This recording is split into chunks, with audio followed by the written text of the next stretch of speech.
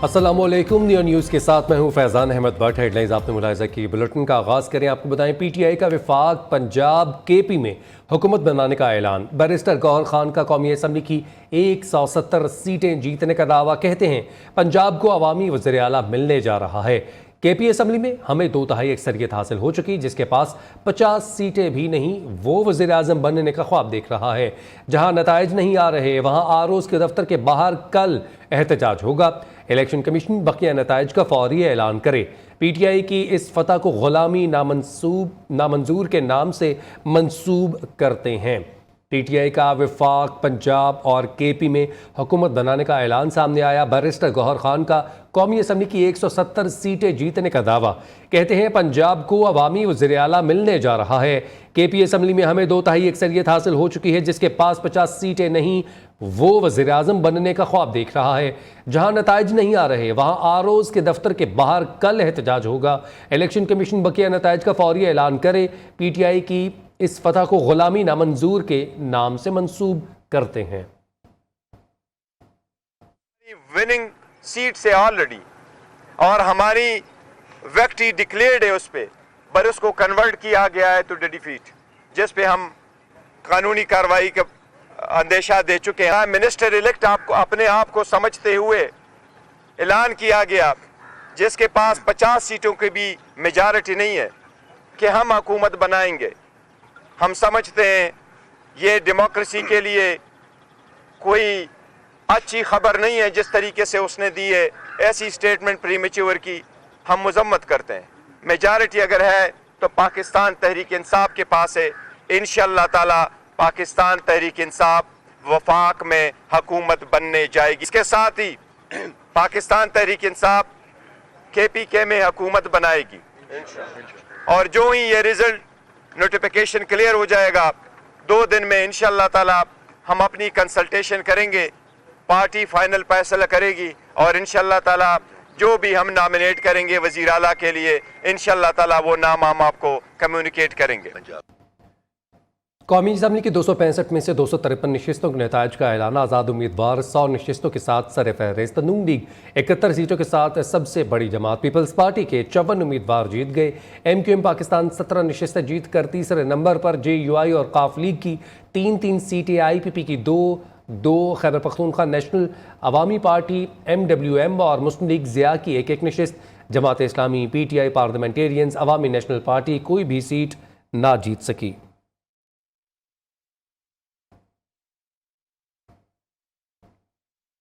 नून league Punjab में peoples party के बगैर ही हुकूमत बनाने के पोजीशन में आ गई। नून लीग पंजाब असम्बली की 138 नशिस्तें जीतकर सबसे बड़ी जमात बन गई। पंजाब असम्बली में नून लीग को ख़वातीन की 30 और अक़लियतों की 4 नशिस्तें मिलने का इम्कान। ज़राए के मुताबिक मखसूस नशिस्तें मिलाकर नून लीग की पंजाब असम्बली नशिस्तें 172 हो जाएंगी। पंजाब में हुकूमत बनाने के लिए 186 नशिस्तें दरकार हैं। पंजाब असम्बली में आज़ाद अरकान 127 नशिस्तों के साथ दूसरे नंबर पर हैं, जबकि पीपल्स पार्टी की 10 और काफ लीग की 8 नशिस्तें हैं। इस्तेहकाम पाकिस्तान पार्टी, मुस्लिम लीग ज़िया और तहरीक लब्बैक की 1-1 नशिस्त है।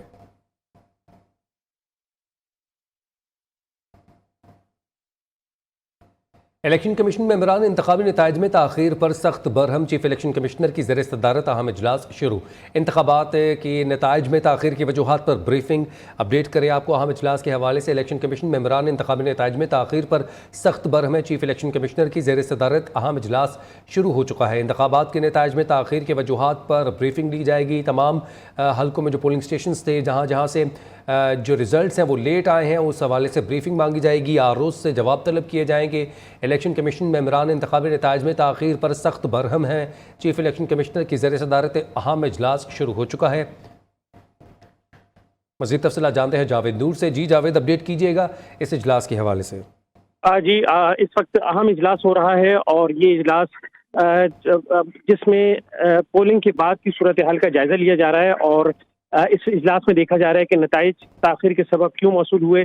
और इस इजलास में जायजा लिया जा रहा है कि जो अब तक शिकायत मौसूल हुई हैं उसका किस तरह से उस शिकायत के हवाले से ट्रिब्यूनल जो है वो कायम किए जाने हैं और दीगर मामलात के हवाले से भी गौर किया जा रहा है। ये इजलास जो है पोलिंग के हवाले से कि उसमें जो खामियां सामने आई और अब तक कुछ नताइज मौसूल नहीं हुए, इस सूरत हाल का भी इजलास में जायजा लिया जा रहा है। और इस इजलास में देखा जा रहा है कि जो शिकायत हैं उस शिकायत के इजाले के लिए क्या मजीद इक़दाम की ज़रूरत है। इलेक्शन कमीशन के मेंबर इंतखाबी नताइज में ताख़ीर पर सख्त बरहम हैं और इस वक्त भी कई नताइज जो है वो मौसूल नहीं हुए। जबकि आपको ये भी आगाह करता चलूँ कि इलेक्शन ठीक है, कमीशन बहुत शुक्रिया आपने अपडेट किया इस हवाले से।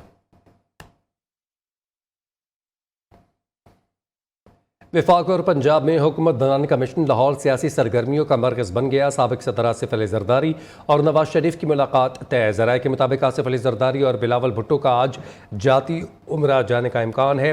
इस हवाले से मजीद क्या अपडेट्स हैं वकास गौरी से जानते हैं। जी वकास। जी बिल्कुल, एक मतलब फिर लाहौर जो है वो सियासी सरगर्मियों का मरकज बन चुका है। हुकूमत बनाने के लिए जोड़ तोड़ जो है वो भी शुरू हो चुका है। एक तरफ जाने जहां रात अरकान के राब्ते किए जा रहे हैं, वहीं आसिफ अली जरदारी जिनकी गुज़िश्ता रात शहबाज शरीफ से मुलाकात हुई थी, उनकी अब मियां नवाज शरीफ से मुलाकात का इम्कान है। इस हवाले से ज़राए तस्दीक कर रहे हैं कि आज ये मुलाकात जो है वो हो सकती है, जिसके लिए जाती उम्रा या मॉडल टाउन में से कोई एक जगह जो है वो फाइनल की जा रही है। ठीक है, बहुत शुक्रिया आपने अपडेट किया इस हवाले से। लाहौर के दो हल्कों से नवाज शरीफ और मरीम नवाज की कामयाबी चैलेंज। डॉक्टर यास्मीन राशिद ने लाहौर हाई कोर्ट में दरख्वास्त दायर कर दी। दरख्वास्त में RO, इलेक्शन कमीशन समेत दीगर को फरीक बनाया गया है। अपडेट करें आपको अहम खबर के हवाले से मजीद क्या तफसीलात है जानते हैं अपने नुमाइंदा हमारे साथ मौजूद है उमर हयात। जी उमर, अपडेट कीजिएगा।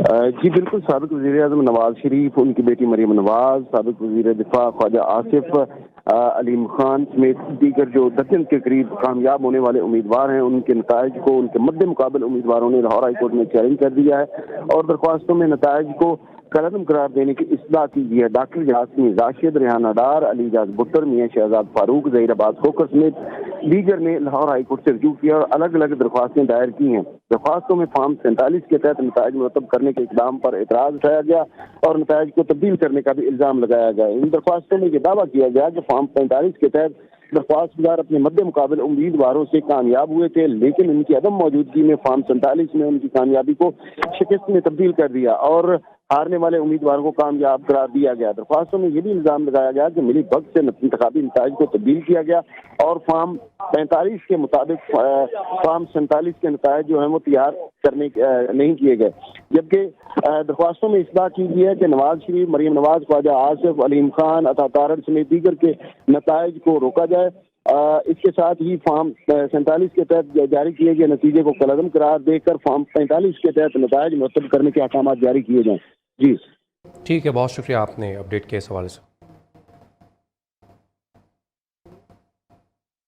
खबरों में का सिलसिला आगे बढ़ाएं। आपको बताएं कि रिटर्निंग अफसरान और इलेक्शन कमीशन को भी इस हवाले से बुलाया गया, जबकि शुमाली वज़ीरिस्तान के हल्का NA 40 से मोहसिन दावड़ को शिकस्त हो गई है। JUI के मुफ्ती मिसबाउद्दीन 42,994 वोट लेकर कामयाब हुए। आज़ाद उम्मीदवार औरंगजेब 33,852 वोट लेकर दूसरे नंबर पर रहे। NDM की मोहसिन दावड़ 32,768 वोट लेकर ही हार चुके हैं, तीसरे नंबर पर हैं।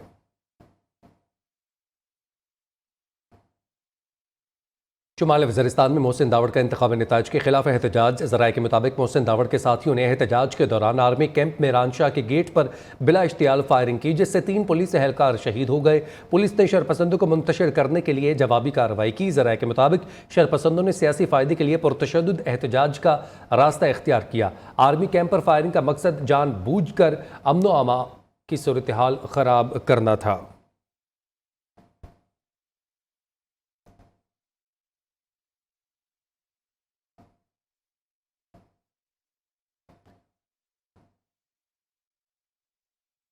कराची में इलेक्शन कमीशन सिंध ऑफिस के बाहर सियासी जमातों का एहतजाज। नुमाइश चौरंगी से तहरीक लब्बैक के 4 कारकुनान का हिरासत में ले लिया गया है। कराची इलेक्शन कमीशन ऑफिस की सिक्योरिटी बढ़ा दी गई है। अपडेट करें आपको, इलेक्शन कमीशन सिंध ऑफिस के बाहर एहतजाज किया जा रहा है सियासी जमातों की जानिब से।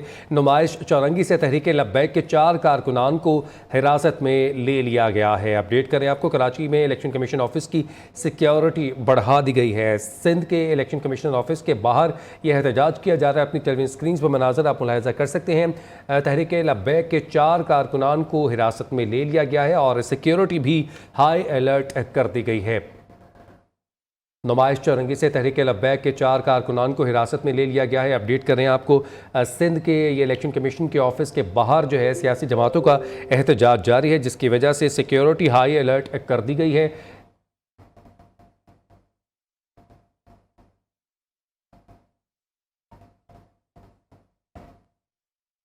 इलेक्शन कमीशन ने NA-88 खुशाब का नतीजा रोक दिया। इलेक्शन कमीशन ने 26 पोलिंग स्टेशन पर अजसर नो पोलिंग का फैसला किया है। NA-88 के 26 पोलिंग स्टेशन पर 15 फरवरी को दोबारा इंतखाबात होंगी। हल्के से आज़ाद उम्मीदवार मौज़म शेर कामयाब हुए थे।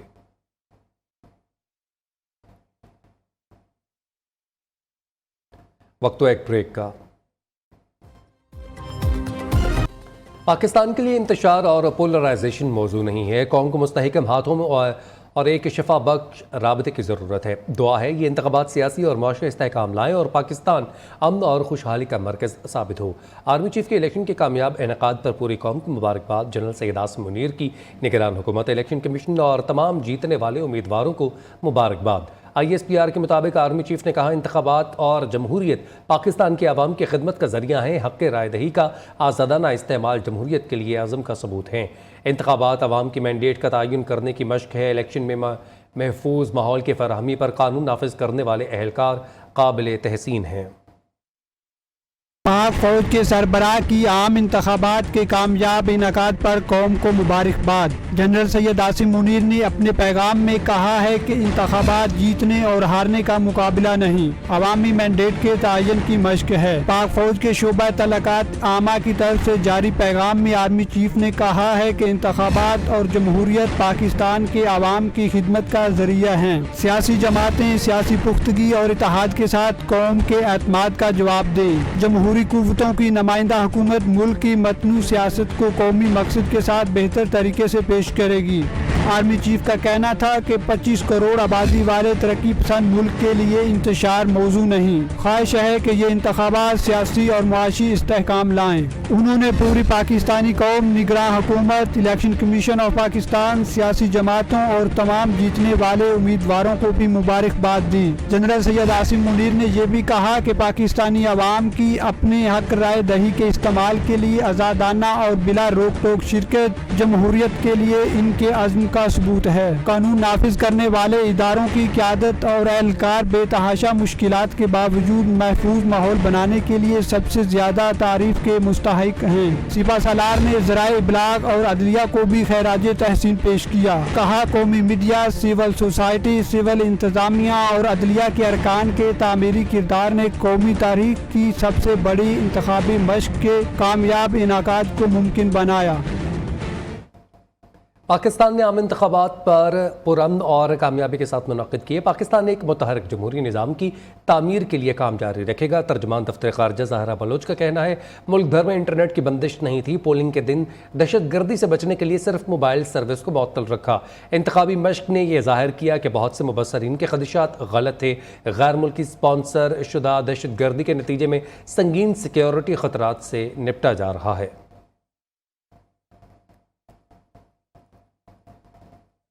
कॉमनवेल्थ मुबस्सर ग्रुप का इलेक्शन के कामयाब इनेकाद पर इजहार इत्मीनान। मुबस्सर वफ्द के सरबराह गुडलक जोनाथन ने कहा, इलेक्शन अमले ने बहुत प्रोफेशनल तरीके से काम किया। इलेक्शन मैनेजमेंट सिस्टम EMS बेहतरीन काविश थी। पाकिस्तान में इलेक्शन अच्छे माहौल में हुए। बड़ी तादाद में लोग वोट डालने के लिए निकले। चंद एक वाक़यात हुए जिनमें बेकायदगियाँ नोट की गईं। हाजिर होंगे एक ब्रेक के बाद।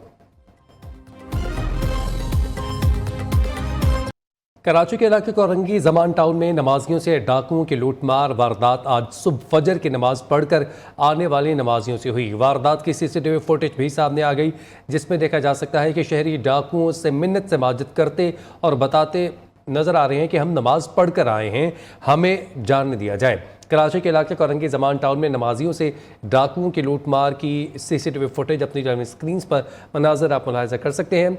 वारदात आज सुबह फजर की नमाज पढ़कर आने वाले नमाजियों से हुई। वारदात की CCTV फुटेज भी सामने आ गई, जिसमें देखा जा सकता है कि शहरी डाकुओं से मिन्नत से माजिद करते और बताते रहे कि हम नमाज पढ़कर आए हैं, हमें जाने दिया जाए। मोबाइल फ़ोन छीनने के बाद डाकू खाली पर्स फेंक कर भी फरार हो गए। अपनी टेलीविजन स्क्रीन पर मनाजर आप मुलाहिजा कर सकते हैं। फजर की नमाज अदा करने के बाद शहरी जब वापस आ रहे थे तो उनके साथ वारदात हुई। उबैद शाह मजीद अपडेट करेंगे। जी उबैद अपडेट कीजिएगा इस वारदात के हवाले से जो नमाजियों के साथ हुई है सुबह फजर के बाद। कराची करंगी जमान टाउन में नमाजियों से डाकुओं की लूट मार के फुटेज अपनी टेलीविजन स्क्रीन पर मनाजर आप मुलाहिजा कर सकते हैं।